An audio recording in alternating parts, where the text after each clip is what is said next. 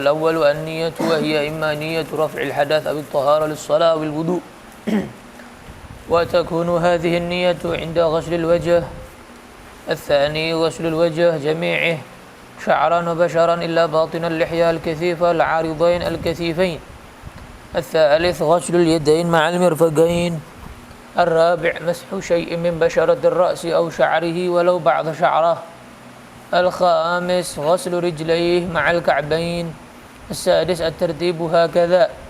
وسننه السواك ثم التسمية وغسل الكفين ثم المضمضة ثم الاستنشاق والاستنثار والتثليث ومسح جميع الرأس ثم الأذنين والسماخين وتخليل اللحية الكثيفة وتخليل الأصابع وتطويل الغرة والتحجيل والموالاة وترك الاستعانة في الصب وترك التنشيف بخرقة.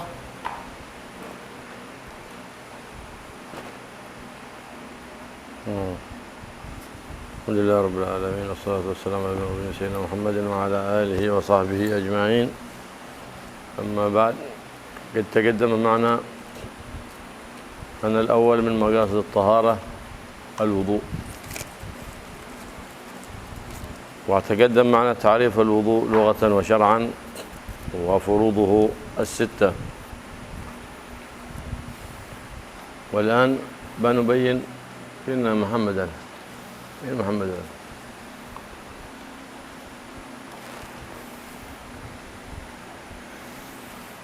نبين الوضوء صفته، بمعنى الوضوء بفروضه وسننه. نعم، لأن الوضوء له فروض وله سنن وله مكروهات وله نواقض وهي المبطلات.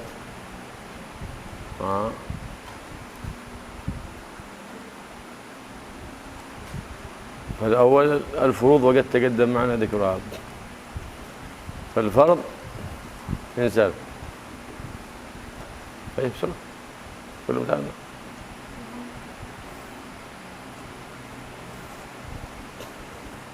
البقية فين؟ البقية باقيين فينهم؟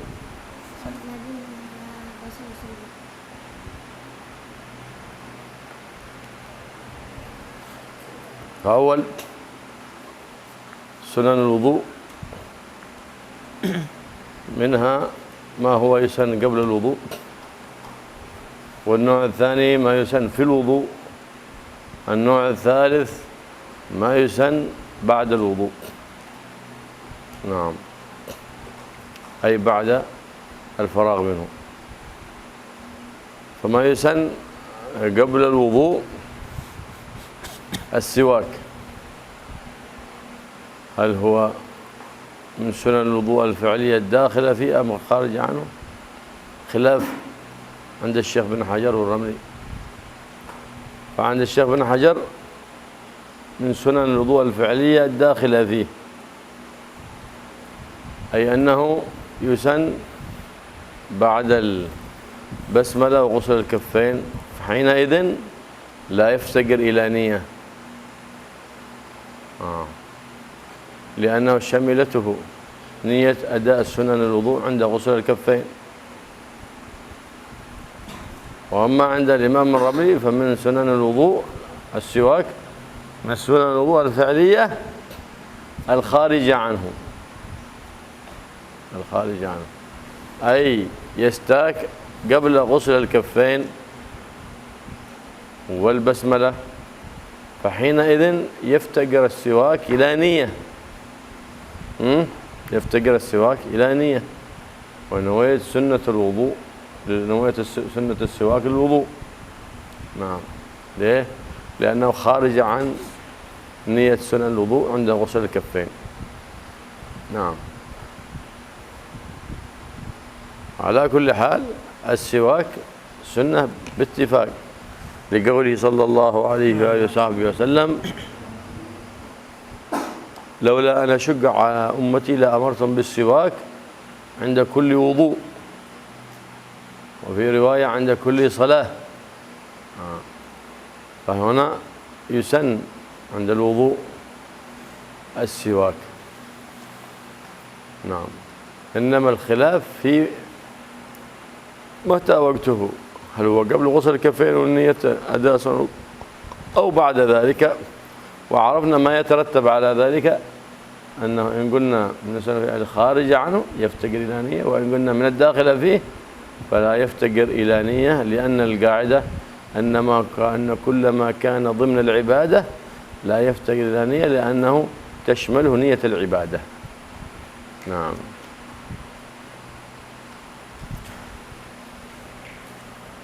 Kita tadi pagi ya sudah membahas tentang basmalah, hamdalah, sholawat kepada Nabi SAW, dan juga membahas tentang toharah dan fardu-fardunya wudu. Karena sifatnya wudu itu ada 4. Membahas tentang fardu, membahas tentang syaratnya wudu, membahas tentang yang membatalkan wudu, membahas tentang sunnah-sunnah, makruh-makruhnya wudu. Jadi ada 4 ya, sunnah-sunnah, 5 afwan. Fardu, syarat, yang membatalkan, yang disunnahkan, yang dimakruhkan. Itu yang akan dibahas kalau kita membahas tentang wudu. Kemudian kita berarti sekarang sampai di sunnah-sunnah wudu. Nah, sunnah-sunnah wudu itu terbagi menjadi 3. Ada yang dilakukan sebelum wudu, ada yang dilakukan di dalam wudu, ada yang dilakukan setelah wudu. Kita membahas tentang sunnah yang pertama, yaitu yang sebelum wudu, yang dilakukan sebelum wudu, yaitu adalah siwak. Siwak itu menurut Imam Ibn Hajar itu adalah masuk di dalam wudu. Artinya berarti setelah dilakukan setelah basmalah dan membasuh kedua tangan baru siwak. Itu menurut Syekh bin Hajar. Maka kalau kita mengikuti pendapat Syekh bin Hajar, setelah membasuh kedua tangan baru siwak, maka nggak perlu niat. Kenapa siwaknya nggak perlu niat? Ya, karena sudah masuk di dalam kategori wudu, masuk di dalamnya sudah. Tapi berbeda pendapat. Pendapat yang kedua adalah pendapat Al-Imam Ar-Romli. Menurut Imam Romli, siwak ini sunnah yang di luar wudu, bukan di dalam wudu. Berarti menurut Imam Romli, siwak ini yang pertama kali dilakukan. Jadi sebelum membasuh kedua tangan sudah bersiwak duluan. Maka kalau mengikuti pendapat Imam Romli, siwaknya perlu dengan niat. Jadi dia niat bersiwak untuk sunnah wudu, maka baru dapat pahala. Ya, beda dengan tadi menurut Syekh bin Hajar nggak perlu dengan niat. Jadi itu apa yang diakibatkan dari dua perbedaan pendapat antara Syekh bin Hajar dan Imam Romli. Dan ulama sepakat siwak ini hukumnya adalah sunnah yang sangat ditekankan. Karena sabda Nabi Muhammad SAW, beliau bersabda, seandainya saya tidak khawatir memberatkan umatku, maka saya akan perintahkan umatku, perintah wajib maksudnya, saya akan perintahkan umatku untuk melakukan siwak setiap mereka hendak wudu. Dalam riwayat yang lain, setiap mereka hendak sholat. Maka ini siwak adalah sunnah yang sangat luar biasa yang diharapkan Nabi Muhammad SAW untuk kita lakukan setiap wudu, maka jangan sampai kita tinggalkan. Nah, kaidah, ambil kaidah, setiap kaidah fikih ya, setiap segala sesuatu atau perbuatan yang masuk di dalam ibadah tersebut, maka tidak perlu dengan niat. Seperti tadi, menurut Imam bin Hajar tadi, kalau siwak dilakukan setelah membasuh kedua tangan, berarti tidak perlu dengan niat. Itu adalah kaidah.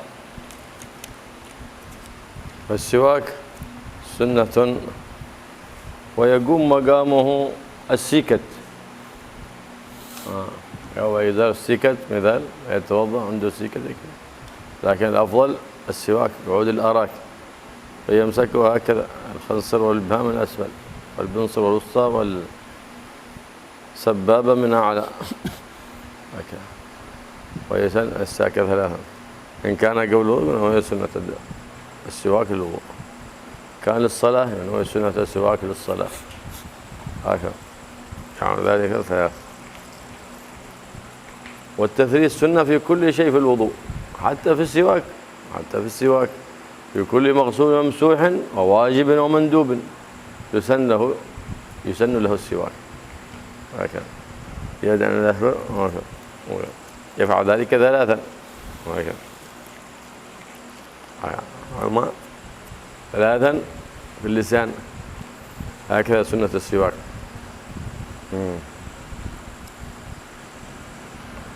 ولا يقتدي ببعض جهلة الأساتذة الذين يستاكون بأطراف ثيابهم ذلك لجهلهم بسنة نبيهم محمد صلى الله عليه وسلم. تجرأ الطلبة على هذا لما رأى أساتذتهم يتجرؤون على هذا، فجاهل يقتدي بجاهل مثلهم. نعم، لأن السواك سنة. لماذا؟ لأجل النظافة، لأجل تقابل مولاك وأنت على نظافة، ما هو لإخراج الوساخة وتقابل ربك أنت على وساخة في ثوبك وفي بدنك. وإن كان تحصل أصل السنة مع الكراهة فيما إذا كان خشن، لكنه يورث ابتلاء في الإنسان وحيث لا يدري.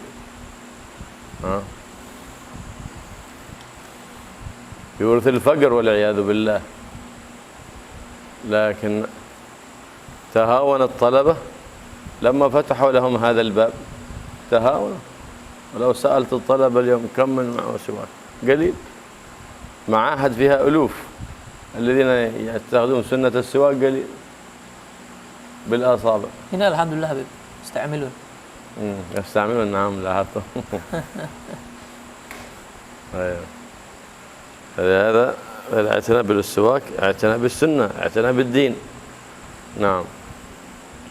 فإذا استاك على أولا ثم يغسل كفيه ثانيا، هذا عند الرملي. وعند الشيخ بن حجر أول يغسل كفيه بسم الله الرحمن الرحيم مع البسمة، ثلاثة أشياء. غسل الكفين فعلا، والبسملة لفظا بسم الله الرحمن الرحيم، ونية سنن الوضوء في القلب بسم الله الرحمن الرحيم، نويت أداء سنن الوضوء. ويغسل كفيه ثلاثا. وقد تقدم معنا متى يستاك، اما قبل غسل الكفين عند الرمل ويحتقر إلى نية، أو بعد غسل الكفين عند الشيخ بن حجر ولا يفتقر إلى نية لشمول النية له، أي لجميع سنن الوضوء ومنها السواك. نعم، هذه سنة من سنن الوضوء داخل فيها السواك. التسمية، لا وضوء لمن لم يسمي الله، أي الوضوء كامل يعني. وإن قال بعض العلماء بعض الأئمة كالإمام أحمد بوجوب البسملة، ولهذا يكره تركها. أن في من الأئمة من يقول بوجوبها، أي عند الإمام الشافعي حمل الحديث أنه لا وضوء له كامل. عند التسمية بسم الله الرحمن الرحيم سنة. وغسل الكفين ونية أداء سنن الوضوء، غير عاد ما دخل في نية النية التي هي نية الوضوء التي هي ركن، لا، هذه نية قبل نية أداء سنن الوضوء. فهذه كم سنن؟ 4 سنن. وسنن الوضوء كثيرة، أوصلها في الرحيمية إلى 66 سنة. نعم. فهذه 4 سنن. السواك، وفي السواك سنة، فيه سنن في كيفية مسك السواك، في كيفية الاستياك، في كيفية هيئة السواك. فكل سنة تشتمل على سنن، يمكن أن نوصلها على أكثر من هذا العدد إذا مشينا على هذا التقسيم. نعم. وغسل الكفين والتسمية ونية أداء سنن الوضوء، هذه كلها سنن قبل الشروع في الوضوء. أما البسملة من سنن الوضوء القولية الخارجة عن الوضوء. البسملة هذا من سنن الوضوء القولية، هذا السواك الأول في الفعلية، والبسملة أي بسم الله الرحمن الرحيم من سنن الوضوء القولية الخارجة عنه. البسملة أول السنن اللفظية، والسواك أول السنن الفعلية عند من؟ عند الرملي. أما عند الشيخ ابن حجر فأول السنن الفعلية غسل الكفين.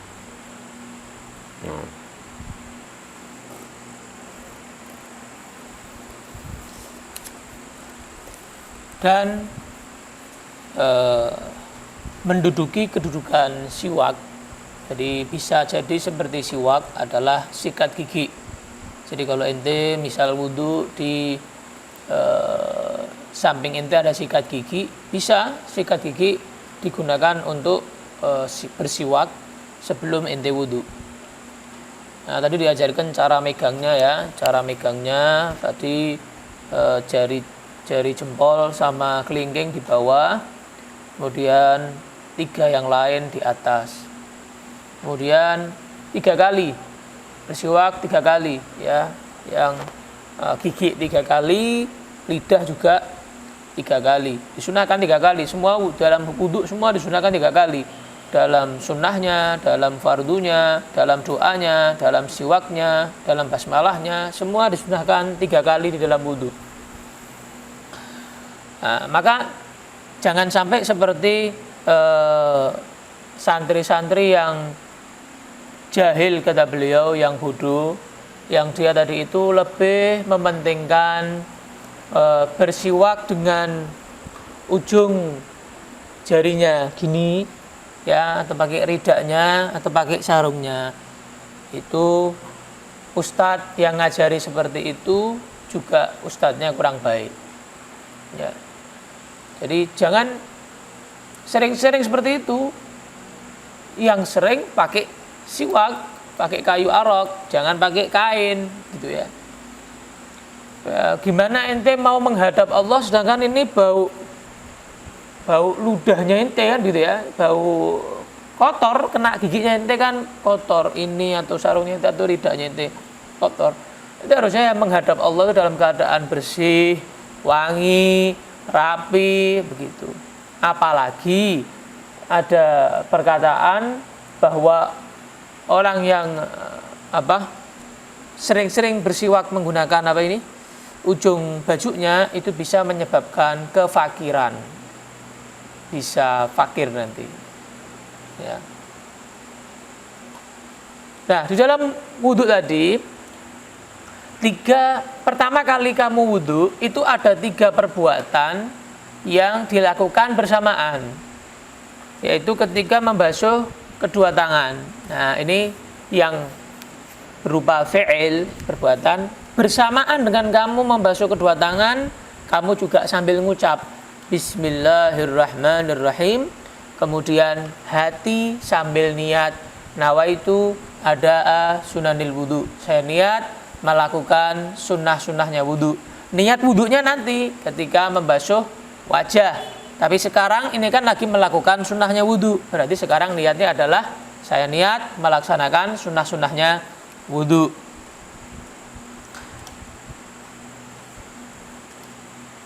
Karena seorang yang wudu kalau tidak basmalah, itu dikatakan oleh Nabi SAW, la wudu'a liman lam yusammillah, tidak dikatakan wudu seorang yang tidak membaca basmalah dalam wudunya. Makanya sampai dalam madhab Al-Imam Ahmad bin Hanbal sampai wajib hukumnya sebelum wudu basmalah, wajib. Kalau tidak sah. Nah, Imam Syafi'i, bagaimana komentar Imam Syafi'i tentang hadis ini, la wudu'a ini? Beliau menyatakan maksudnya tidak dikatakan wudu yang sempurna, yang kamil, yang sempurna. Artinya kalau mau sempurna wudunya ya dengan basmalah. Kalau kamu tanpa basmalah berarti nggak sempurna wudunya menurut Imam Syafi'i. Bukan batal, bukan nggak sah, ya, bukan dinafikan sama sekali begitu ya. Nah, ada berapa sunnah-sunnahnya wudu ini? Banyak disebutkan dalam Ar-Rahimiyah, kitab Ar-Rahimiyah, sampai 66 sunnah. Nah, itu pun setiap sunnah ada sunnahnya lagi. Contoh, kan sunnahnya wudu siwak. Nah, di dalam siwak itu ada sunnah-sunnahnya. Jadi sunnah di dalam sunnah. sunnah di dalam sunnah. Seperti tadi siwak cara pegangnya gimana, kayunya apa, 3 kali, ya kan, dengan lidah. Ini sunnah-sunnahnya siwak. Sedangkan siwak termasuk sunnah-sunnahnya wudu. Kemudian tadi membahas tentang perbedaan pendapat tadi Imam bin Hajar dan Imam Romli. Berarti kesimpulannya awal yang dilakukan seorang yang wudu itu apa? Kalau ucapan dari lisan itu basmalah. Ya. Kenapa? Karena basmalah ini di luar wudu. Jadi basmalah dulu, baru setelah itu membasuh kedua tangan. Ini memang sepakat ya, sepakat ulama ini. Nah, yang beda pendapat tadi yang antara Imam bin Hajar dan Imam Romli, yaitu adalah siwak. Apakah siwak termasuk yang pertama? Nah, menurut Imam Romli, iya, yang pertama. Makanya siwak butuh niat sendiri menurut Imam Romli tadi sebelum membasuh kedua tangan. Tapi menurut Imam bin Hajar enggak. Menurut Imam bin Hajar, siwak di dalam sunnahnya wudu. Artinya apa? Setelah dilakukan bersiwak setelah membasuh kedua tangan. الشيخ عبد الله صاحب المختصر بن عبد الرحمن بافضل رأيه أن السواك من السنن الوضوء الفعلية الخارجة عنه، لهذا عبر في المختصر بثم السواك ثم التسمية وغسل الكفين، وجاء بالواو بعد الغسل وغسل الكفين لأنه لا ترتيب بين التسمية وغسل الكفين، بل السنة المقارنة بين التسمية وغسل الكفين.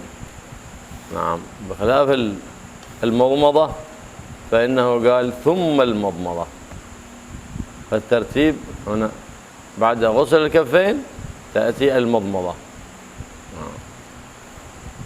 المضمضة وهو إدخال الماء في الفم وإخراجه، والسنة إدخال الماء في الفم مع إدارته، هذا أكمل السنة، وإخراجه أي مجه سنة أخرى المضمضة. ثم الاستنشاق وهو إدخال الماء في الأنف، ويسن إخراجه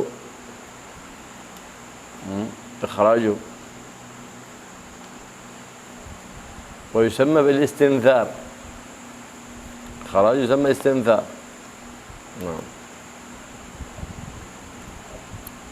هكذا هذه الترتيب بينها، بين غسل الكفين والمضمضة والاستنشاق على المعتمد الترتيب مستحق لا مستحب، وقيل أنه مستحب بأيهما بدأ يصح، والمعتمد أنه مستحق، بمعنى أنه عند الشيخ بن حجر أنه حيث جاء بالثانية قبل الأولى أو بالثالثة قبل الثانية لا تحسب له، وعند الإمام الرملي أنه تحسب له وتفوته ما قبلها.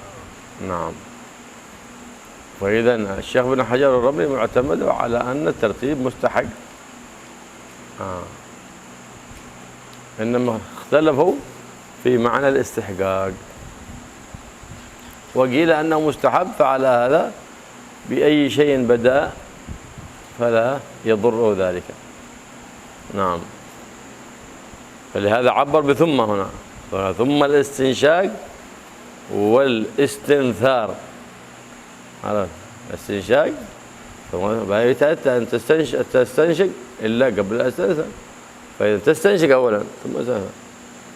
إذن هكذا يبدأ بالسواك بهكذا. إذن أو يقول هو سنة الوضوء على رأي الشيخ عبد الله والفاضل. ثم بعد ذلك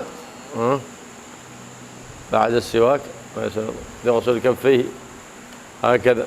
بسم الله الرحمن الرحيم. نويت أداء سنن الوضوء. ثم يأخذ ماء. نويت أداء سنن الوضوء. بسم الله نويت أداء سنن. ثم يأخذ الماء بغرفة، ثم يتمضمض من بعض الغرفة ويستنشق بالباقي، ويستنثر باليد اليسرى، لأنه ما يخرج من الأذى والأذى لا يباشر باليمنى، وإنما السنة أن يكون باليسرى كالاستنجاء، إلا أن ذاك أذى منيس وهذا أذى طاهر، فما في الأنف من وسخ هذا طاهر، فالوسخ لا يباشره الإنسان باليمين، لأن اليمين ما فيها تكرمة، وباليسار كل ما فيه أذى سواء من نجاسة أو أذى طاهر كالبصاق والمخاط.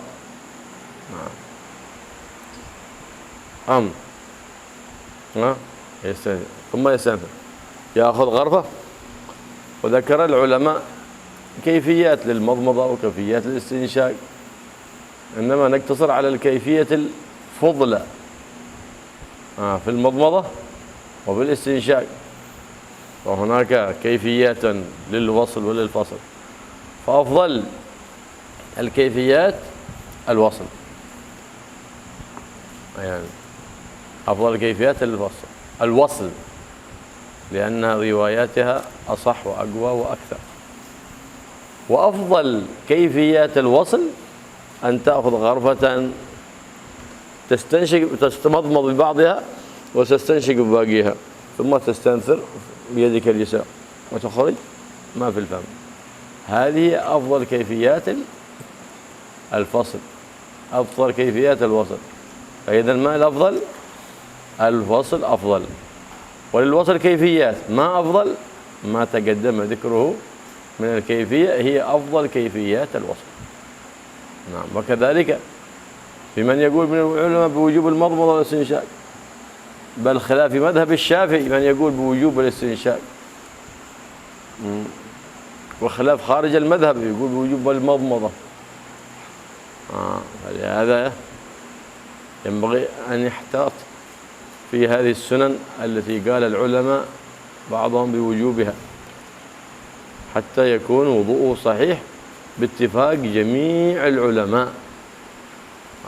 كما ينبغي بعد طلبة العلم المرعبلين يؤدي عبادة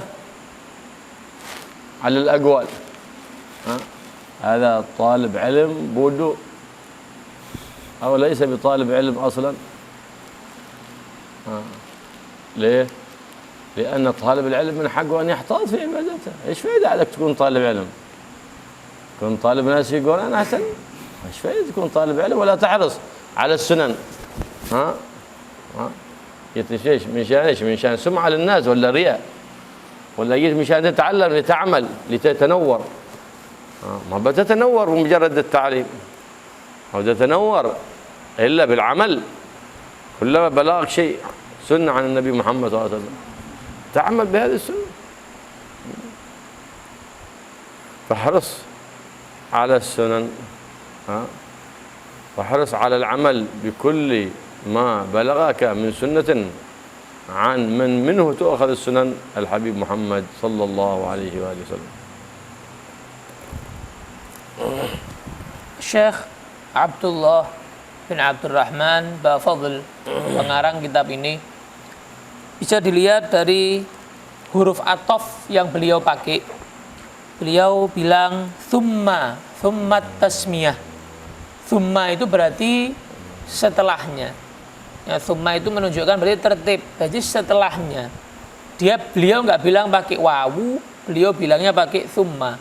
Ini berarti setelahnya bersiwak. Ini berarti beliau condong kepada pendapat yang mana siwak adalah yang pertama kali dilakukan. Jadi siwak dulu, baru setelah itu membasuh tangan bersama dengan basmalah, bersama dengan niat melaksanakan sunnah-sunnah wudhu. Nah, itu berarti pendapat daripada Syekh Abdullah. Sama seperti pendapat siapa? Imam Romli. Imam Romli seperti Syekh Abdullah. Qabl huwa. Huwa qabl Romli. Walaupun Syekh Abdullah ini sebelumnya Imam Romli. Jadi Imam Romli yang cocok sama beliau berarti. Karena Syekh Abdullah ini zamannya sebelumnya zaman Imam Romli. Zaman yang sudah lama sekali Syekh Abdullah ini. Nah, kumur atau madbadah ya, kumur itu apa sih? Minimal kamu masukkan air ke dalam mulut terus keluarkan, itu aja. Itu sudah dapat sunnah. Tapi sempurnanya yang paling afdol sambil dikumur-kumurkan, digerak-gerakkan air yang di dalam itu sambil digerak-gerakkan. Nah, itu afdhalnya seperti itu. Kemudian sunnah juga apa? Istinsyak. Istinsyak ini apa? Memasukkan air ke dalam hidung ya supaya bersih. Nah, kemudian ada lagi namanya istinthar. Istinthar mengeluarkannya. Jadi istinsyak memasukkan air ke dalam hidung, kemudian istinthar itu mengeluarkannya. Ya, mengeluarkannya. Baik.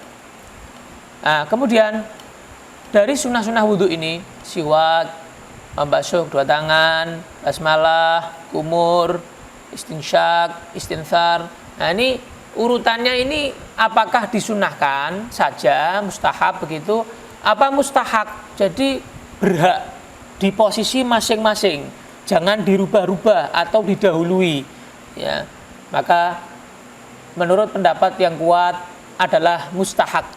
Jadi berhak untuk ditaruh, diletakkan di posisi masing-masing, jangan dibolak-balik, jangan didahului, gitu ya. Maka terjadilah perbedaan antara Syekh bin Hajar dan juga Al-Imam Ar-Ramli. Imam bin Hajar beliau menyatakan kalau kelewatan maka berarti sunnah yang sebelumnya nggak dihitung. Jadi misal dia langsung kumur, dia nggak melakukan apa? Membasuh kedua tangan, dia langsung kumur-kumur. Ya. Maka menurut Syekh bin Hajar nggak dihitung, tapi menurut Imam Romli dihitung. Ini lau a'ad Habibah, lau a'ad, lau a'ad. عند الشيخ بن حجر. أيوة لو أعاد مثلا هو عند ابن حجر لو أعاد لا تحسب. لا. أيوة عند الرملي لا. ها؟ ما يحسب ما أتى به إلا إذا جاء على الترتيب. Jadi menurut Syekh bin Hajar, kalau dia langsung kumur-kumur, dia belum melakukan siwak, belum melakukan membasuh kedua tangan, nggak akan dihitung sunnah. Jadi dia harus dari awal, harus dari siwak, basmalah sama membasuh kedua tangan, baru dia kumur-kumurnya dihitung. Tapi kalau menurut Imam Romli dihitung. Jadi kalau ente langsung ke kumur-kumur, nggak pakai membasuh kedua tangan, dihitung, dapat kesunahan kumur-kumur. Tapi menurut Ibn Hajar nggak dapat. Ada lagi pendapat yang lain, itu mustahab, bukan mustahak. Jadi nggak berhak ditaruh di posisi masing-masing. Jadi bebas, ente bebas.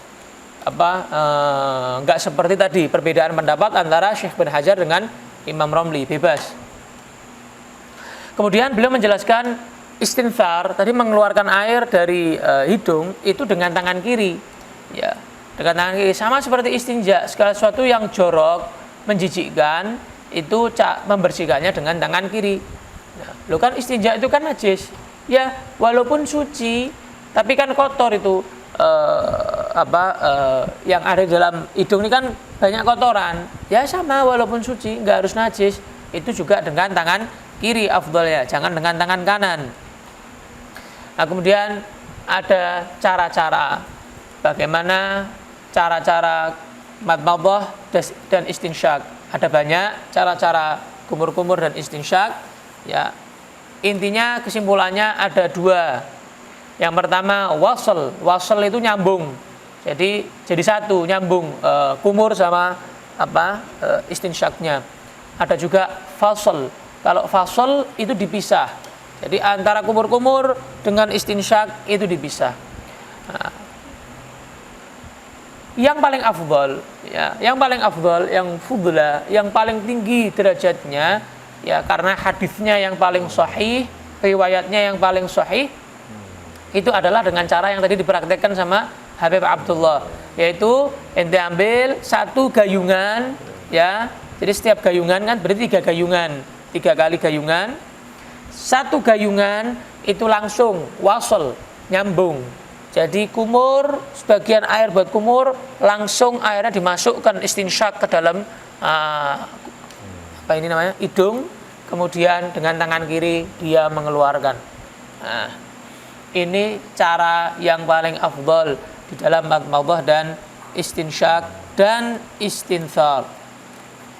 Dan jangan sampai menyepelekan madmadhah, kumur-kumur, istinsyak, jangan disepelekan. Kenapa? Ya sama kayak tadi basmalah. Ada ulama yang menyatakan wajib kumur-kumur, yaitu dalam mazhab yang lain mewajibkan kumur-kumur dalam wudu, hukumnya wajib. Ya, madmadhah dalam wudu hukumnya wajib. Maka jangan sampai ente wudu dalam pendapat yang lain wudunya ente nggak sah berarti. Ya, jadikan wudunya ente dalam semua pendapat adalah sah. Nah, yang lebih bahaya lagi yang istinsyak, yang memasukkan air ke hidung. Kenapa? Ini bukan mazhab lain. Di dalam mazhab Syafi'i sudah diperdebatkan istinsyak ini hukumnya sunnah apa wajib. Itu di dalam mazhab Syafi'i sendiri. Jadi lebih parah lagi. Orang kalau meninggalkan istinsyak lebih parah dari orang meninggalkan madmadhah. Kalau madmadhah masih mazhab lain. Tapi kalau istinsyak di dalam mazhab Syafi'i pun sudah diperdebatkan tentang kewajiban apa? Istinsyak. Jangan diremehkan. Ya, ente itu santri, jangan nyari yang enak. Sudah tahu wajibnya ini tok, yang kan yang wajib tok, yang sudah ditinggalkan. Ini namanya bukan santri yang pinter, ini santri bodoh kata beliau ini. Santri bodoh ini. Santri itu kalau sudah tahu yang sunnah apa, dilakukan, diamalkan. Ilmu itu tidak akan menjadi nur, cahaya, layatan nawar, tidak akan bercahaya ilmu menjadi cahaya untuk kita semuanya kecuali dengan diamalkan. Nah, dengan diamalkan ilmu akan menjadi cahaya. Maka seorang santri lebih berhak untuk semangat bagaimana dia melakukan seluruh sunnah Nabi Muhammad SAW. هذه كلها سنن الوضوء عادها قبل الوضوء. هذا سنن الوضوء قبل الشروع في الوضوء. نعم. والتثليث سنة في كل ما تقدم من السنن والواجبات من مغسولات أو ممسوحات لفظيات أو مفعولات، كل ذلك التثليث فيه سنة. نعم. فالتثليث سنة، وقد توضأ النبي محمد صلى الله عليه وسلم ثلاثا ثلاثا وقال هذا وضوء الأنبياء قبلي فمن ساد أو نقص فقد ساء وظلم. فالتنقيص عن الثلاث كذلك داخل في الكراهة، والزيادة على الثلاث داخل في الكراهة. يغسل 4 فيتمضمض 4 هذا مكروه. أما إذا كان في ماء موقوف أو ملك الغير فهذا لا يجوز. نعم. ومن سنن الوضوء كذلك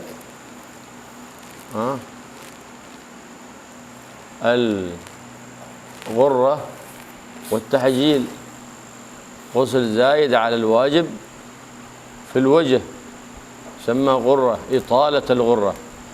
أما الغرة نفسها فواجبة لأنه من باب ما لا يتم الواجب إلا به فهو واجب، وإنما السنة إطالة الغرة. إطالة الغرة أي أنه يغسل زايد على الوجه من الأعلى إلى الناصية، يغسل الناصية مع الوجه والأذن وصفحتي العنق يغسلهما زيادة، أي يطيل الغرة أي يغسل زايد على الواجب في الوجه. الإطالة سنة، وأما الغرة فواجبة. فيندب أن يفعل ذلك لقول النبي محمد صلى الله عليه وسلم أمتي غرا محجلين من آثار الوضوء. وأما التحجيل فهو واجب وإطالته سنة، وهو غسل زائد على الواجب في اليدين والرجلين، الواجب إلى المرفقين، والسنة إلى نصف العضد أو إلى المنكب، والواجب إلى الكعبين في الرجلين. فهنا يجب أن تغسل جزء من العضد من الغرة من باب ما يتم الواجب إلا به فهو واجب. لكن إطالة التحجيل سنة إلى نصف الساق أو إلى الركبة، لا إلى أعلى من ذلك ما يسن إلى الفخذ. نعم. فالتحجيل يكون هو في اليدين وفي الرجلين. غسل زايد على الواجب في اليدين وفي الرجلين. نعم.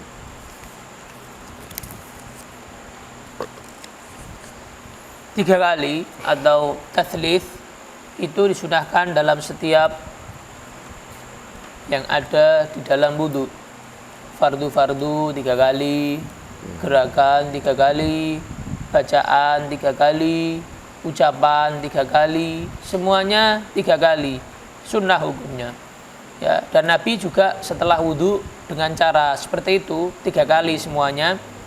Kemudian setelah wudu Nabi bilang sama para sahabat, ini adalah cara wudu para nabi sebelumku. Jadi bukan hanya cara wudunya Nabi Muhammad, tapi nabi-nabi sampai yang zaman dahulu kala sebelumnya Nabi Muhammad, wudunya caranya juga seperti ini, kata Nabi Muhammad.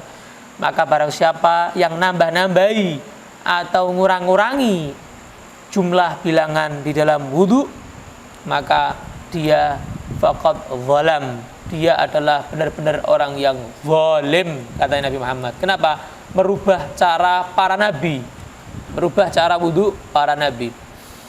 Nah, kemudian ada juga termasuk sunnahnya wudu adalah apa? Italatul ghurrah wa tahjil. Melebihkan dari ghurrah dan tahjil. Ghurrah itu apa? Ghurrah itu lebihan, basuhan yang lebih dari siku-siku. Orang nggak mungkin pas membasuh muka. Ghurrah itu muka, wajah. Orang itu nggak mungkin pas.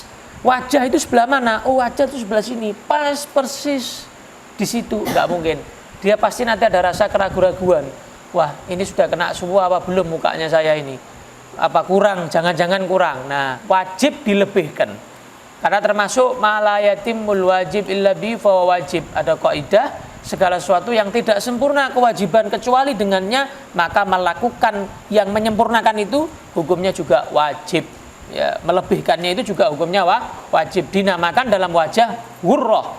Kalau di dalam siku-siku, di dalam mata kaki namanya tahjil. Jadi ghurrahnya wajib, tahjilnya wajib, melebihkan dari siku-siku, melebihkan dari mata kaki, hukumnya wajib. Ya. Nah, yang sunnah itu apa? Lebihnya lagi. Lebihnya dari lebihan. Jadi setelah melebihkan dari muka, batasan muka, melebihkan dari batasan siku-siku, melebihkan dari batasan mata kaki, dilebihkan lagi. Itu hukumnya sunnah. Dan dipuji Nabi Muhammad SAW. Nanti kata Nabi, umatku di hari kiamat mereka akan dibangkitkan dalam keadaan ghurran muhajjalin. Tempat-tempat wudunya, anggota-anggota wudunya, ya sebatas mana dia mengenakan air, sampai mana air dibasuh sama dia akan terang benderang kelihatan. Oh, ini umatnya Nabi Muhammad sallallahu alaihi wasallam. Maka yang rajin wudu kelihatan, sinarnya kelihatan. Maka disunahkan kalau wajah disunahkan ya lebih daripada tadi itu. Kemudian siku-siku disunahkan sampai ketiak sini. Kemudian yang mata kaki disunahkan sampai lutut. Jangan sampai ke paha. Ini sudah lebih ini. Ini tidak sunnah sampai ke paha, tidak sunnah sampai di betis. Gitu ya. Sampai di betis. Nah. Kadzalika min sunan al-wudu. فلهذا لما قلنا الغرة سنة فلهذا قلنا سنة غسل الأذنين مع الوجه وهذا من الغرة وهو من الغرة وخروجا من خلاف من قال أن الأذنين من الوجه ومسح جميع الرأس الواجب تقدم معنا في فروض الوضوء مسح بعض الرأس ولو بعض شعرة في حده عند الإمام الشافعي لكن السنة المذهب الشافعي أن يمسح جميع الرأس خروجا من خلاف من قال بوجوب مسح جميع الرأس وهو الإمام مالك أو ربع وهو الإمام أبو حنيفة فيسن مسح الجميع لأن كل ما تمسح رأسك كل ما تمسح شعرة تدرك بكل شعرة حسنة تثاب عليها ويكون ذلك نور يوم القيامة. كيف يميز النبي محمد صلى الله عليه وسلم أمته يوم القيامة؟ بذلك النور من آثار الوضوء. فمن كان يحرص على الغرة والتحجيل ومسح جميع الرأس بيدرك هذا النور وبيتعرف عليه النبي محمد بدر البدور صلى الله عليه وسلم. فهذا جعلها علامة ولأمتي غرا محجلين من آثار الوضوء، حتى لأن الوضوء ليس من خصائص هذه الأمة، إنما بهذه الكيفية وبهذه الإطالة من خصائص هذه الأمة، فيكون فيه نور زايد على بقية الأمم لمن كان حريص على سنة أهل الكرم محمد صلى الله عليه وآله وصحبه وسلم. فيسن مسح جميع الرأس بأن يبلل يده ويضع إصبعيه على صدغه ثم إلى أمام ناصيته ثم يذهب بهما إلى الوراء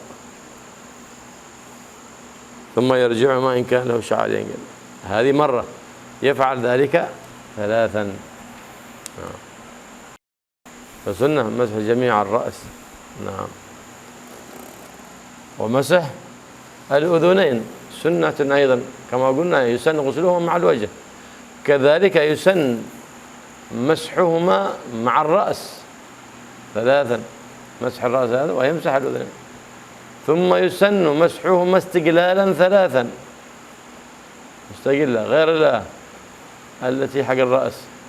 ثم للسماخين 3 وهي خرقاء الأذنين، ما هكذا يأخذ ماء ثم يديرهما هكذا ثم يمسح الخرقاء واستظهارا 3 هكذا، يبلل يديه هكذا ثم يبللهما هكذا، ويدير السبابة بمعاطف الأذن والإبهام من خلف هكذا، ثم بالراحتين إلى ظاهر الأذنين.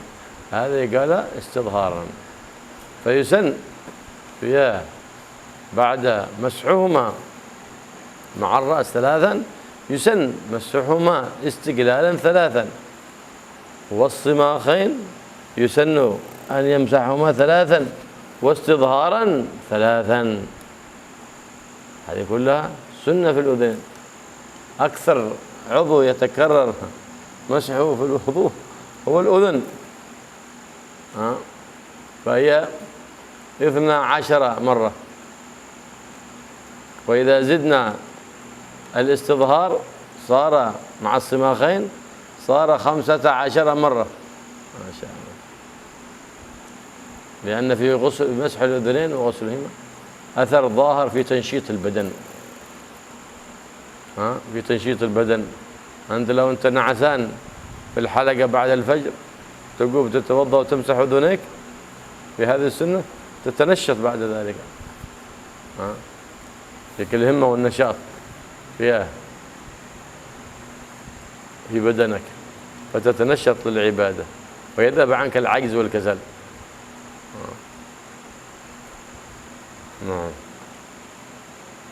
Termasuk daripada kesunahan italatul ghurrah, melebihkan basuhan muka, itu adalah mengikutkan 2 telinga bersama dengan membasuh wajah. Jadi ketika awal rukun wudhu, setelah niat kan rukun wudhu yang kedua kan membasuh wajah. Maka ketika membasuh wajah sekalian telinga itu dua-duanya kena. Ini termasuk itolatul ghurrah. Ini termasuk dia melebihkan ghurrah, termasuk yang dianjurkan oleh Nabi Muhammad sallallahu alaihi wasallam. Jadi caranya seperti itu.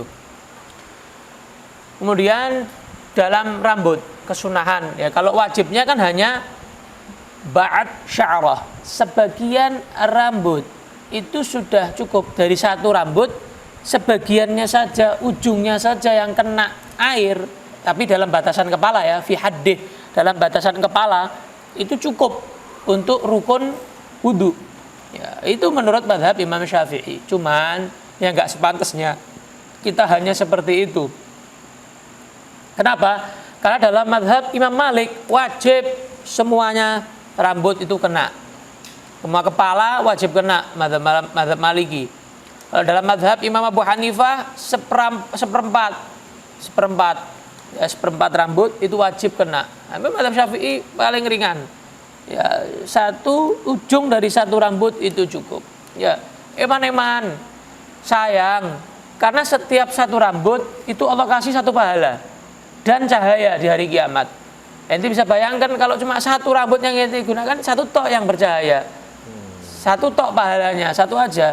Tapi kalau semua rambut yang kamu kenakan ketika wudu, maka cahayanya akan banyak di sisi Allah, pahalanya saya akan banyak di sisi Allah Subhanahu wa taala. Dan ini cara Nabi membedakan umatnya. Nanti di hari kiamat, lihat yang paling bersinar itu umatnya Nabi Muhammad SAW, yang paling rajin, karena itu bekas wudunya, ya sisa-sisa daripada wudunya.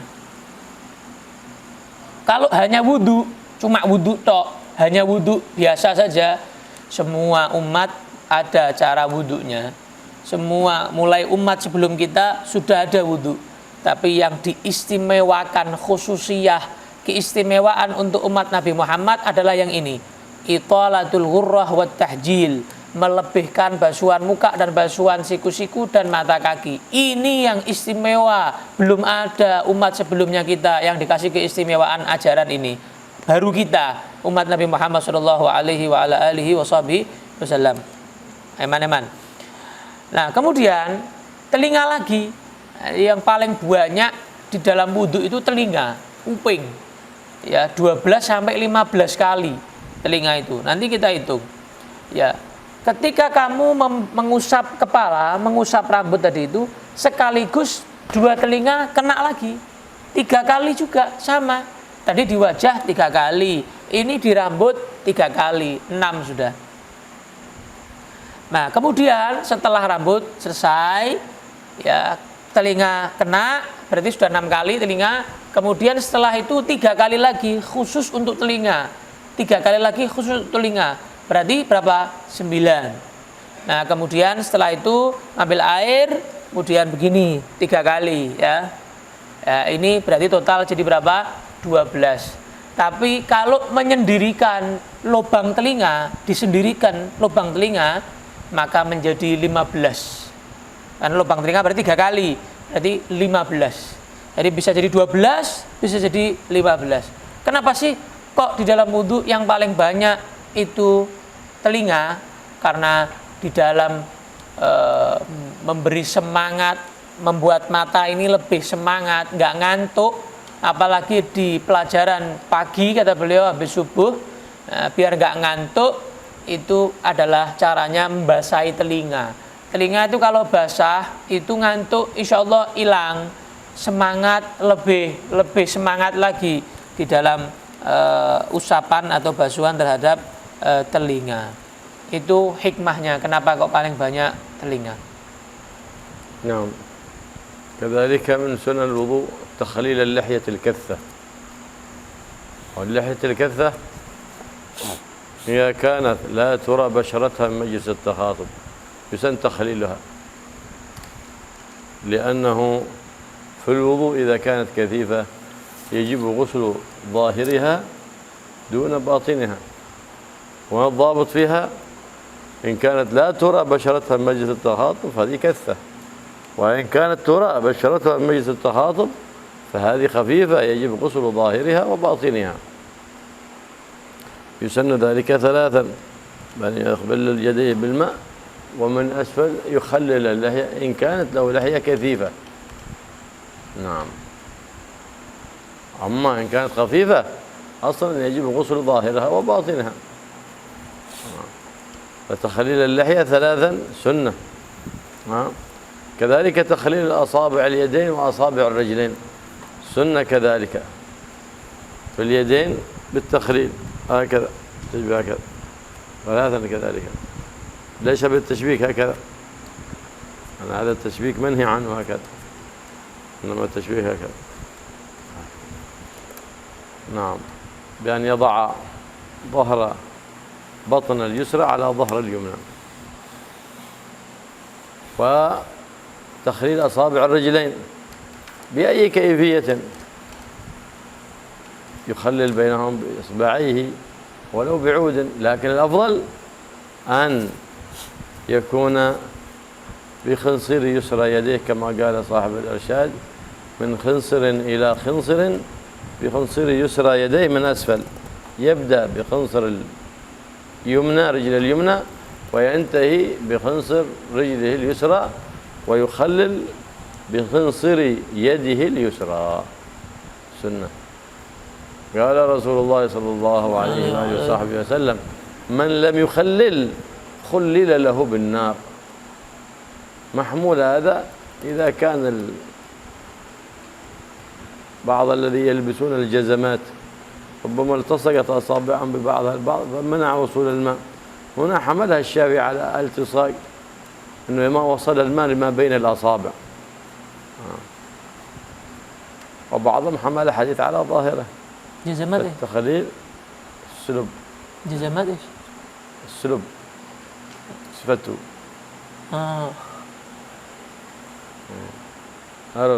فربما التصقت الأصابع عليها فلم يصل ما بينها الماء فما يصح الوضوء. هكذا حمله الإمام الشافعي، وبعضهم رأى ظاهر الحديث. فعلى كل حال التخليل سنة. أما إذا تيقن أن الماء ما بيصل إلا بذلك فذاك صار واجب. كما الخاتم هذا سنة، إذا توضيت وأنت لابس الخاتم سنة تحريك الخاتم.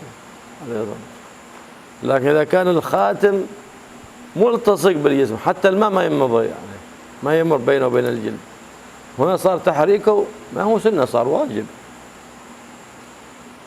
ليه؟ لأن لا بد أن يغلب على ظنك أن الماء قد وصل لجميع جزء ذلك العضو المغسول. هذا قلنا تحريك الخاتم سنة، محله حيث وصل الماء إلى ما تحت الخاتم، وإلا صار واجب تحريك الخاتم. نعم.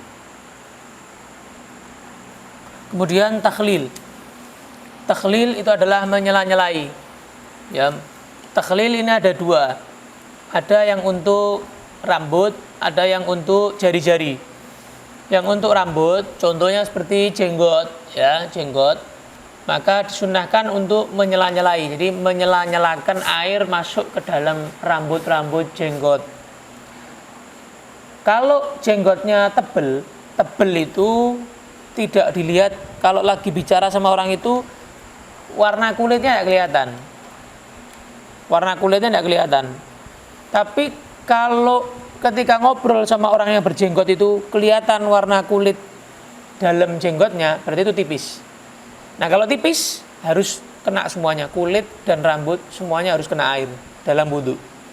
Tapi kalau tebel itu berarti nggak kelihatan warna kulitnya. Jadi ketutup sama rambut lebat, rambutnya itu lebat, tebel, sampai tidak kelihatan warna kulit dagunya orang itu. Maka berarti hanya wajib zahirnya saja, nggak sampai dalam rambut yang tebel tadi itu nggak wajib. Nah, tapi sunnah di sela-sela itu hukumnya sunnah. Nah, kalau di tangan, jari tangan caranya begini. Jadi dari atas, ya, jangan begini. Ini tidak benar, nggak disukai ini. Cara yang seperti ini nggak disukai. Tapi begini, dari atas begini, menyela-nyelai jari tangan, cara seperti itu. Nah, kalau jari kaki, bagaimana caranya? Ya, dengan cara apapun kamu dapat aslu sunnah, dapat pahala sunnah walaupun nggak sempurna. Kalau mau sempurna, cara yang paling afdal adalah dengan apa? Tangan kiri, jari kelingking yang kiri. Kemudian dari bawah, dari kelingking sebelah kanan sampai akhirnya di kelingking sebelah kaki kiri. Itu dilakukan. Itu yang paling afdal caranya seperti itu. Ya. Dan jangan dilewatkan kesunahan takhlil ini, jangan dilewatkan. Kenapa? Ada riwayat hadis dari Nabi Muhammad SAW. Barang siapa yang tidak takhlil, maka nanti akan ditakhlili di neraka. Akan disela-selai, maksudnya di tempat yang tidak kena air wudhu, di bagian jari atau bagian sela-sela kaki, nanti itu akan kena neraka. Kenapa? Ya tidak sah wudhunya, berarti tidak sah sholatnya, kan gitu. Nanti akan disela-selai dengan neraka, itu api itu, diselomot daerahnya itu, nanti diselomot gitu ya. Nah, ini makanya dalam mazhab lain ada yang menyatakan hukumnya wajib karena hadis ini.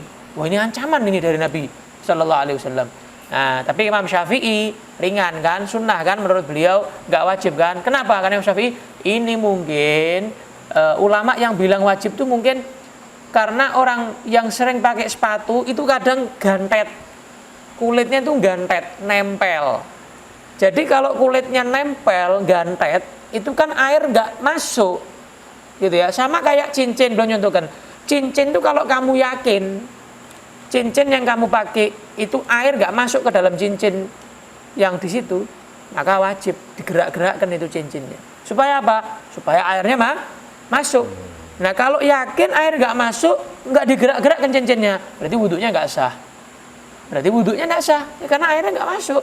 Jadi digerak-gerakkan. Sama kalau dengan tidak menyela-nyelai air kok nggak sampai ke semuanya, wajib menyela-nyelai. Ini sepakat ulama, nggak ada perbedaan pendapat.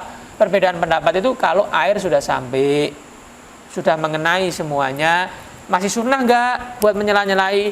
Ya, masih sunnah. Jadi itu hukumnya seperti itu. كذلك من سنن الوضوء الموالاة، ويعبر عنها بالتتابع، وهو أن يغسل العضو الثاني قبل جفاف الأول، ويقدر الممسوح مغسولا مع اعتدال الهواء والمزاج والزمان. الموالاة سنة وليس واجب، فلو غسل وجهه في هذا المسجد ثم سافر إلى بلد أخرى وغسل يديه في بلد آخر صح وضوء، لكن يندب خروجا من خلاف الإمام مالك القائل بوجوب الموالاة. بعض العلماء يقولون بوجوب الموالاة، فينبغي أن يحرص على الموالاة وهي التتابع، إذ هي سنة في وضوء السليم، أما في وضوء العليل فواجبة، ما يصح وضوءه إلا بالموالاة. فسنة الموالاة، وسنة ترك الاستعانة في الصب، سنة ترك الاستعانة في الصب، أي لا يخلي أحد يسكب عليه الماء، وهو لأن هذا نوع من الترفه، والترفه لا يليق بالمتعبد. أما الاستعانة ثم خلاف الأولى بالصب. أما استعانة بمن يغسل أعضاء فهذه استعانة مكروهة،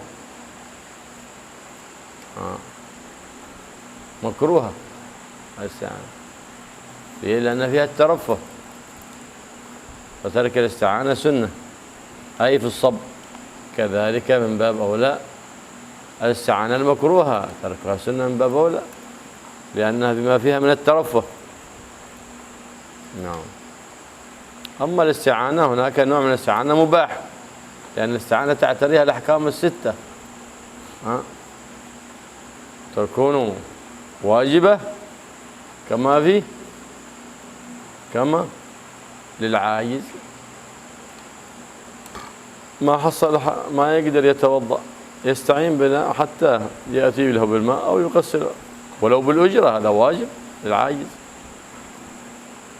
واستعانة مندوبة، كان أراد أن يعلم الطلبة فأراد أن يسكب الماء عليه إن شاء أن يعلمهم لا الوضوء والسنن، هذا مندوب. واستعانة حرام، كان أكره أحد على إعانته. واستعانة مكروهة كما غسل الأعضاء. واستعانة وهي الخامسة خلاف الأولى، وهو كصب الماء، وليس منها الوضوء من الحنفية، ليس ذلك من الاستعانة، إذ لا يمكن أخذ الماء إلا بهذه الكيفية، ليس ذلك من الاستعانة في الصب. نعم. وهناك استعانة مباحة كتقريب الماء ونحو ذلك، فالاستعانة تعتريها الأحكام. نعم.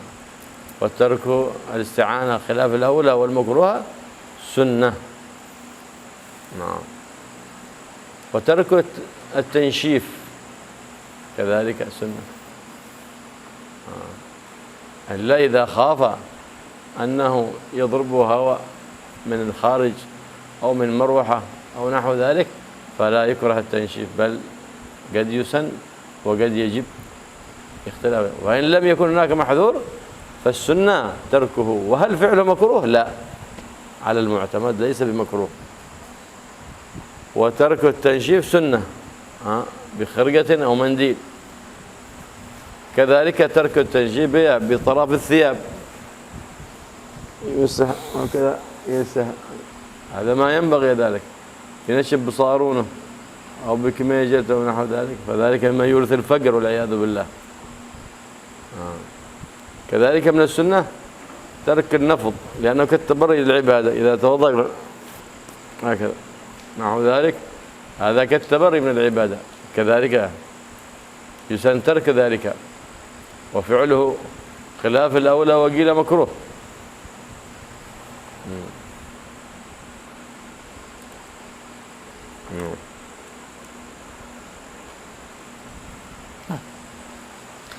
Kemudian selanjutnya adalah mualah. Mualah atau dalam ibarah yang lain at-tatabu'. Maknanya apa? Berkesinambungan, terus menerus. Ya. Jadi setelah membasuh basuhan wajah langsung ke selanjutnya, kemudian langsung ke selanjutnya, begitu urut langsung, ya langsung. Secara dalam fikih maknanya adalah apa? Mualah ini, berkesinambungan ini maknanya adalah apa? Membasuh anggota yang selanjutnya sebelum anggota yang sebelumnya kering. Jadi sebelum airnya anggota yang sebelumnya kering, itu dia sudah membasuh anggota yang setelahnya. Dan musimnya, cuacanya, iklimnya normal, gitu ya. Iklimnya normal. Nah, kalau rambut dikira-kirakan kalau dibasuh keringnya kapan, gitu. Kenapa kok disunahkan mualah, berkesinambungan, kelangsungan? Karena keluar dari pendapat mazhab Malikiyah. Dalam mazhab Imam Malik wajib hukumnya, harus, nggak boleh, nggak berkesinambungan, nggak boleh dalam mazhab Malikiyah. Nah, mualah ini hukumnya sunnah bagi orang yang sehat. Tapi kalau orang yang sakit seperti daimul hadas, orang yang selalu berhadas, maka hukumnya mualah itu adalah wajib, harus, ya, nggak bisa ditunda-tunda, langsung diselesaikan wudhunya. Beda kalau kita, ya, beda kalau kita yang sehat, maka kita misalnya membasuh di sini, nanti di luar kota baru basuh tangan, nanti luar kota lagi basuh ngusap rambut, itu tidak apa-apa, ya. Walaupun dia meninggalkan mualah, itu hukumnya makruh, ya. Jadi meninggalkan sunnahnya Nabi, hukumnya makruh. Kemudian yang selanjutnya termasuk yang dianjurkan untuk ditinggalkan adalah apa? Jangan minta tolong di dalam nuang. Nah, minta tolong di dalam nuangkan air buat wudhu itu hukumnya khilaful aula. Khilaful aula itu lebih baik ditinggalkan, di bawah derajat makruh. Jadi nggak sampai ke makruh. Kalau makruh itu kan makruh, nggak disenangi. Tapi kalau khilaful aula di bawahnya, ya kurang baik gitu. Nyalai yang baik, menyalai yang lebih baik gitu. Jadi aula ahsan nggak usah gitu. Tapi kalau sudah minta tolong diwudui, padahal dia mampu, nah ini yang makruh hukumnya. Dia mampu wudhu sendiri kok minta tolong diwudui, ini makruh hukumnya. Dan kenapa sih kok dimakruhkan? Ya nggak pantas. Kayak orang sombong, ya. Kayak orang sombong, ngapain diwudui, ente mampu kok diwudui, ya. Dan ini nggak pantas untuk seorang yang sedang ibadah. Ibadah itu kan menghamba. Lah kok menghamba kok kayak raja, dilayani semuanya, ini tidak pantas, ya. Namanya orang ibadah ya menghamba kepada Allah seperti hamba, layaknya hamba. Gitu. Nah, hukumnya minta tolong isti'anah ini di dalam wudu ada 6 hukum. Hukumnya isti'anah di dalam wudu ada 6, minta tolong ini. Pertama, wajib. Minta tolong hukumnya wajib, walaupun bayar. Seperti siapa? Orang yang tidak mampu wudu sendiri, punya uang lebih. Dia tidak bisa, saya sudah tidak mampu, sakit, wudu sendiri tidak mampu, tidak kuat. Ngambil air sendiri tidak kuat. Harus ada seorang yang wudu'i saya, wajib hukumnya. Kenapa? Dia supaya bisa wudu, supaya bisa sholat, bisa ibadah, walaupun bayar. Yang kedua, hukumnya sunnah. Seperti apa? Seperti misalnya ustadz ngajari ke muridnya caranya wudu, minta tolong muridnya, tolong ya, sokkan airnya, tolong dituangkan supaya saya bisa ngajarnya enak, nggak nuang sendiri airnya. Nah, ini hukumnya sunnah. Kenapa? Untuk ta'lim, untuk ngajari. Bisa jadi hukumnya juga yang ketiga haram, hukumnya adalah haram. Seperti haram? Karena akrah man yu'inu. Hah? Akrah man yu'inu. Dia memaksa. Jadi memaksa tanpa hak kepada orang yang mau nolong. Ayo, kalau enggak kamu tak bunuh. Ayo wudu'i saya, misalnya gitu. Ya jarang ini. Kemudian makruh tadi minta tolong diwudu'i, makruh hukumnya. Khilaful aula, tadi ya lebih baik jangan. Apa tadi? Minta tolong dituangkan, disokkan. Kemudian yang keenam, yang terakhir mubah. Seperti apa? Mendekatkan air. Ambilkan air, tolong ambilkan air. Ambilkan ember, saya mau wudu. Nah, ini hukumnya mubah, boleh, nggak apa-apa. Nah, tidak termasuk daripada ini keran. Kalau keran tidak ada hubungannya sama isti'anah. Ya, keran itu kan barang, benda, bukan manusia. Ya, nggak apa-apa. Keran itu tidak ada hubungannya sama 6 ini, tidak ada hubungannya. Kemudian selanjutnya yang dianjurkan adalah apa? Jangan ngelap, jangan mengeringkan air wudu. Jadi habis wudu jangan anduan, ya, jangan dikeringkan kecuali kalau dia sakit, greges, ya, kena kipas angin dia nanti tambah sakit, lama sembuhnya, tidak apa-apa. Tapi kalau normal, masih sehat walafiat, ya tidak usah, ya, itu dianjurkan jangan.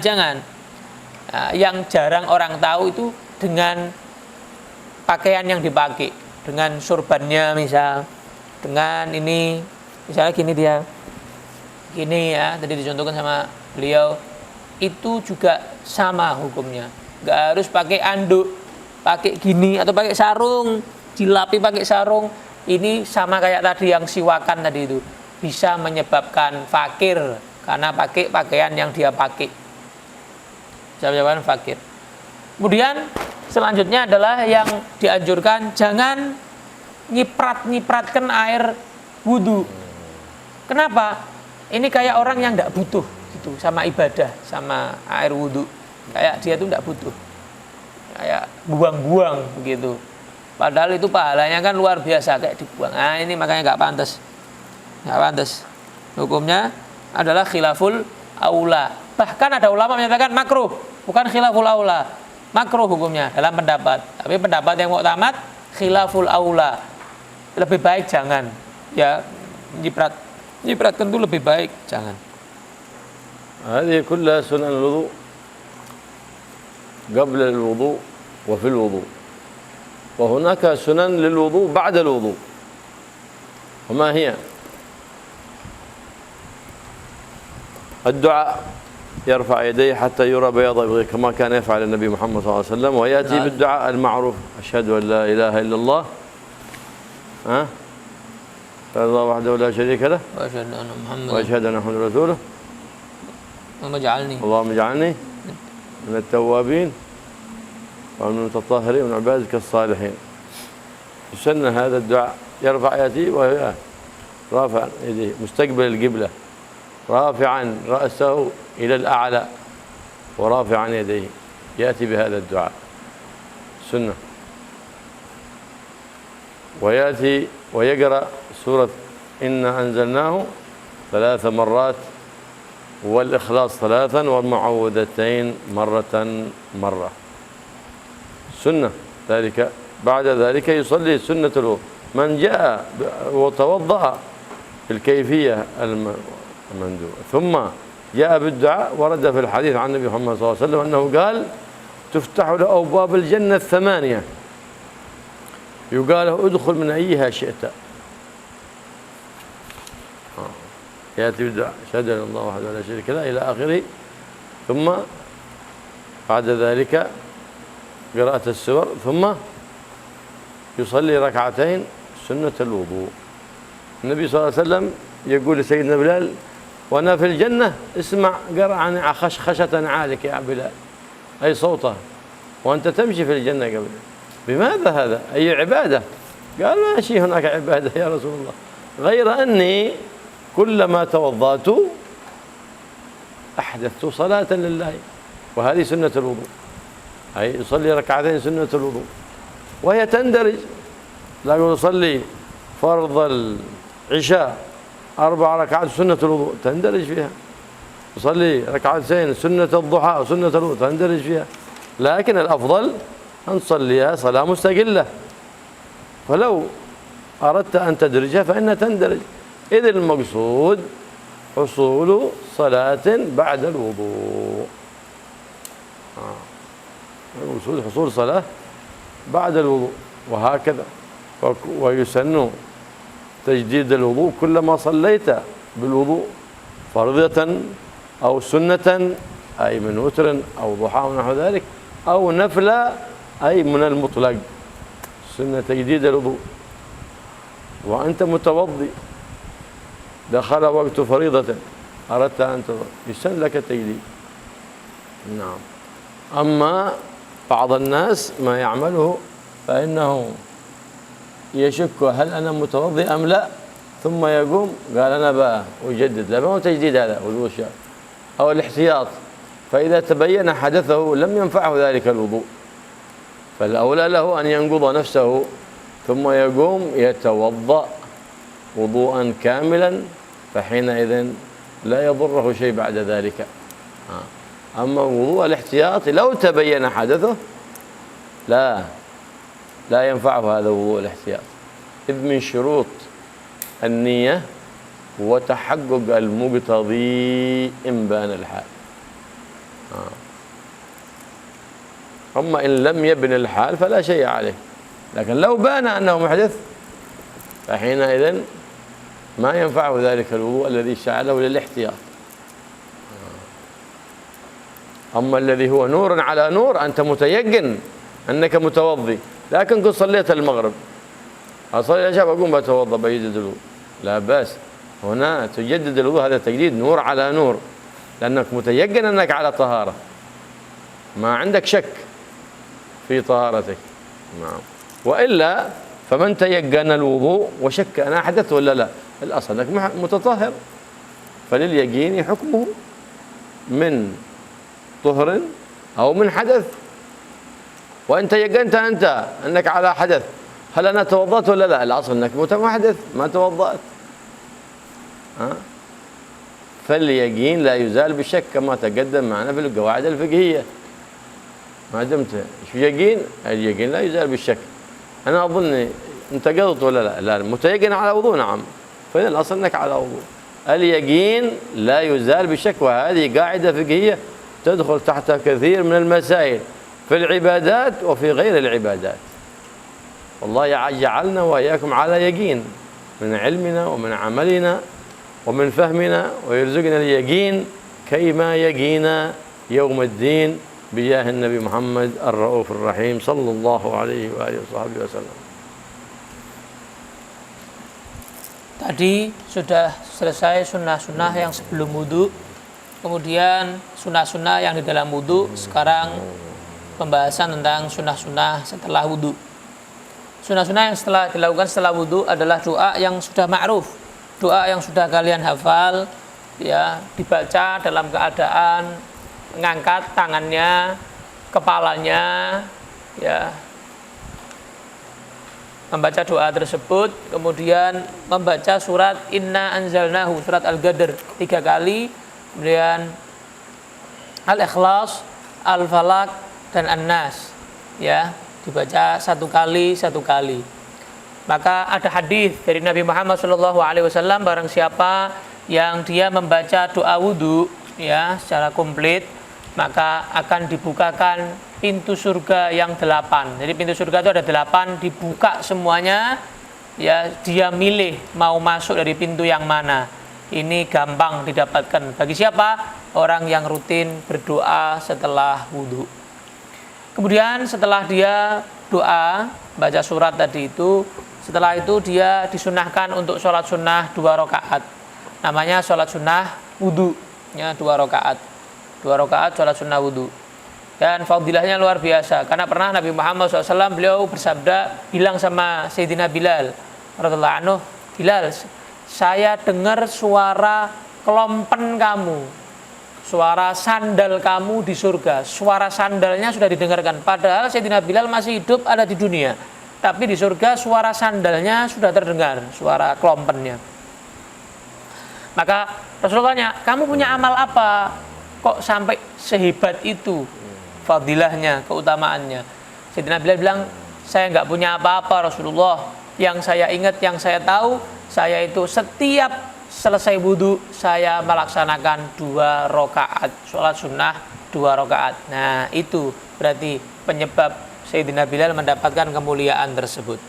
Dan mudah, gampang, 2 rakaat sunnah wudhu ini bisa digabung dengan sholat yang lain, digabung dengan sholat fardu, digabung dengan sholat-sholat yang lain bisa. Walaupun yang afdal ente sholat sendiri, niatnya khusus, niat memang 2 rakaat ini untuk sholat sunnah wudhu, itu yang afdal. Kemudian termasuk juga yang disunahkan adalah apa? Tajdidul wudhu, memperbaharui wudhu, mengupdate wudhu. Jadi kamu masih belum batal, tapi datang waktu sholat yang lain, atau kamu mau sholat yang lain, disunahkan untuk wudhu. Disunahkan untuk wudhu, bukan karena batal, tapi karena tajdid, dia ingin memperbaharui saja.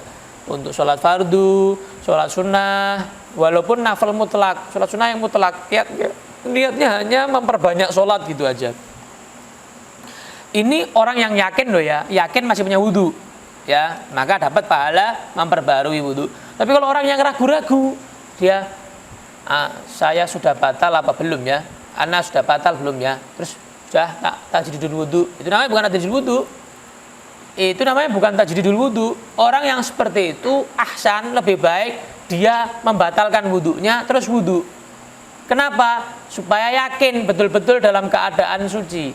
Walaupun kalau dia tetap mau sholat dalam keadaan ragu-ragu udah batal atau belum, sah sholatnya. Kenapa? Hukum asalnya dia adalah suci, cuman dia ragu-ragu sudah batal atau belum. Tapi nanti kalau dia tetap wudhu, misalnya dia tetap wudhu, dia ragu-ragu sudah batal apa belum ya, terus tak wudhu wudhunya wudhu ihtiyat, berhati-hati, ya. Maka kalau nanti dia tiba-tiba ingat, oh iya saya batal, maka gak sah wudhunya, gak sah sholatnya, ulangi semuanya. Kenapa?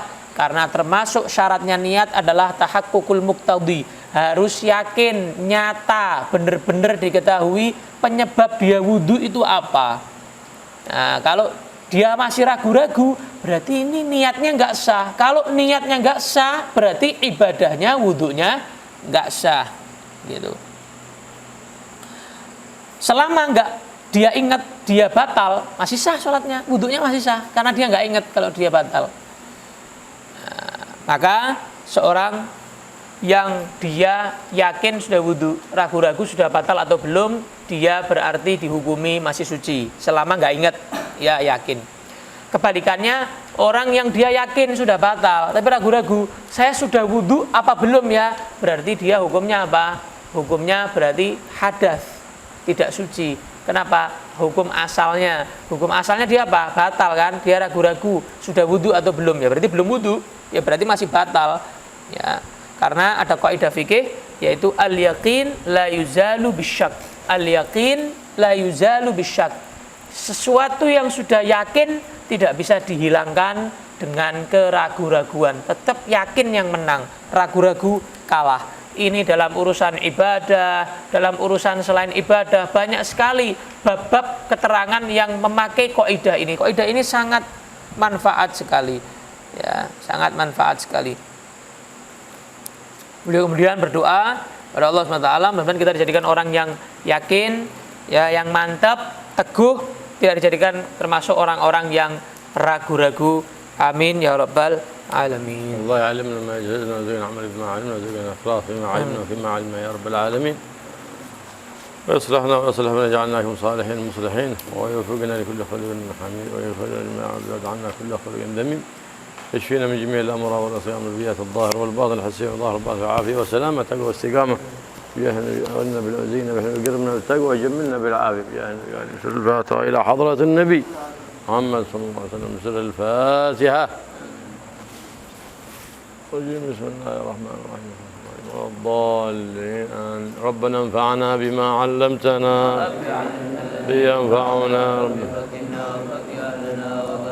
لنا في ديننا مع القطع والأنثى وذكر ربي وفقنا ووفقهم لما ترتضي وارزق الكل حلالا دائما واغلا اشقياء علما وارفع كل شر ربنا واصلح لنا كل شر منك العيون واقضي عنا ربنا كل الديون قبل ان تاتينا رسل المنون واغفر واستر انت اكرم من ستر وصلاه الله توشى المصطفى من الحق دعانا ووفى في كتابه وعلى الآل الكرام وعلى الصحب المصابيح اللهم اهدنا بهداك من يسار برضاك ولا تجعلنا من خلقك وصرك وحسبنا الله ونعم الوكيل. لا قوة إلا بالله العلي العظيم.